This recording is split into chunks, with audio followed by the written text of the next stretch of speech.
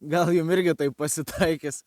Jeigu iš ryto norėsit pasidaryti kavos, nepamirškite iš puodelio išimti vakarinę arbatos maišelę, nes jis labai tvirtai priledyja prie senelės ir jau jaučia, kaip nutrūksta virvutė ir tada turėsiu grandyti pakelę likučius nuo senelių, tai dabar pabandysiu tiesiog užpilti drungno vandens, kurį išsitraukiu iš savo miegmaišę ir atitirpinti tą pakelį taip, nes kavos vis tiek noriu.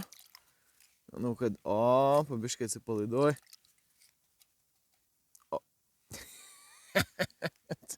Dabar dar pirštus turėsiu į vandenį įkišti. Neoptimalu. Rekomenduoju nepalikti tuščią, panaudotą arbatos maišelę savo puodelį. Gal jis iškris? Ne, jis neiškris. Reiškia, turėsiu išsitraukė, bet suledėjęs į ledą gabaliuką. Jo, išsitraukit savo arbatos maišelius iš savo puodelių. Termo puodelį iš Primus, Yeti ir kitų gamintojų. Getbekse nuorodą įdėsiu į komentarą. Gerą rytą.